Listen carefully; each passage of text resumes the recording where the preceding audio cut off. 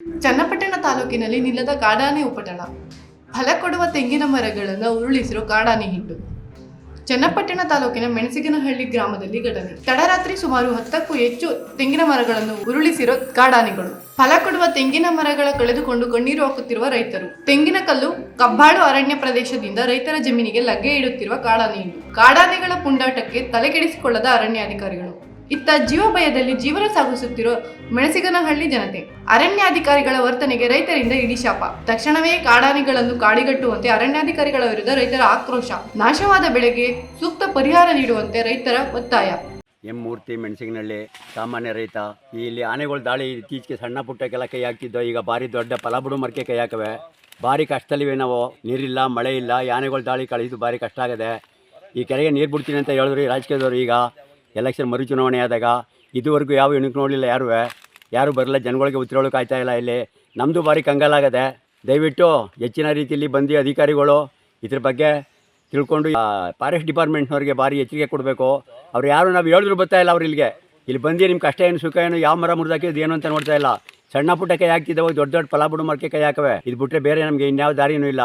ಇದರಲ್ಲೇ ಜೀವನ ಮಾಡಬೇಕಾದ ಒಂದು 15-20 ಜನ ಕುಟುಂಬ ನಮ್ಮದು. ಭಾರಿ ಕಷ್ಟದಲ್ಲಿವೆ. ಕಾಡು ಪಕ್ಕ ಜಮೀನು ನಮ್ಮದು. ನೀರಿನ ಆಶ್ರಯ ಏನೂ ಇಲ್ಲ. ಭಾರಿ ಕಂಗಾಲಾಗಿವೆ ಎಲ್ಲ ನಾವು. ಹೆಂಗಸ್ರು ಮಕ್ಕಳೆಲ್ಲ ಇದ್ಬಿಟ್ರೆ ಇನ್ಯಾವುದೂ ಇಲ್ಲ ನಮಗಿದು. ಬೇರೆ ಸರ್ಕಾರಿ ಕೆಲಸ ಅಲ್ಲಿ ಯಾವುದ್ರಲ್ಲೂ ಇಲ್ಲ. ಬೆಳಗ್ಗೆ ಎದ್ದು ಇಲ್ಲಿಗೆ ಬರಬೇಕು. ಅದ್ರ ಮೇಲೆ ನೀರು ಇಲ್ಲ ನಮಗೆ. ಬೋರ್ಗಳಲ್ಲಿ ಎಲ್ಲ ಫೇಲ್ ಆಗೋದು. ಮಳೆನೂ ಇಲ್ಲ.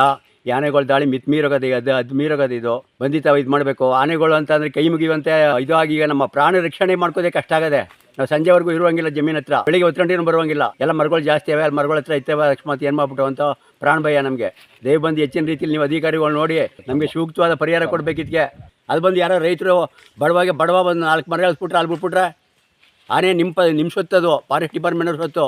ನೀವು ಕಾಪಾಡ್ಕೊಳ್ಳಿ. ಮೇವಾಕಿ ನಿಮಗೂ ಒಂದು ವೇಳೆ ನಿಮಗೆ ನಿಮ್ಮ ಜಮೀನಲ್ಲಿ ಮರ ಆಗಿರೋ ಮುರಿದು ನೀವು ಯಾರನ್ನಾರ ನಿಮ್ಮ ಸಂಸಾರದಲ್ಲಿ ಸಾಯ್ತೀರಿ. ನೀವು ಸುಮ್ಮನೆ ಇರ್ತಾಯಿದ್ರಾ? ಏನು ಮಾಡಿರಿ? ಒಂದಷ್ಟು ಪರಿಹಾರ ಕೊಡ್ತೀರಿ. ಮನುಷ್ಯನ ಕೊಟ್ಟಿರಾ ನೀವು? ಒಂದು ಮರ ಕೊಟ್ಟಿರಾ ನೀವು? ಕೊಡ್ತೀರಿ. ಒಂದು 2 ವರ್ಷಕ್ಕೆ 1,000-2,000 ಮರಕ್ಕೆ. ಅದು ಬಿಟ್ಟರೆ ಬೇರೆ ಏನು ಮಾಡ್ತಾ ಇದ್ದೀರಿ? ಯಾರಿಗೆ ಏನು ಮಾಡ್ತಾ ಇಲ್ಲ ನೀವು. ರಾಜಕೀಯದವ್ರಿಗೆ ಅವ್ರಿಗೆ ಅಧಿಕಾರದ ಆಸೆ, ಅಧಿಕಾರಿಗಳಿಗೆ ಕಾಲ ಕಳೆದ ಆಸೆ. ಅವ್ರು ಟೈಮ್ ತೀರಬೇಕು. ಬೆಳಿಗ್ಗೆ 10-12 ಬರ್ತಾರೆ, ತಿರ್ಗಾ 4 ಗಂಟೆಗೆ ಹೊರಟೈತಾರೆ.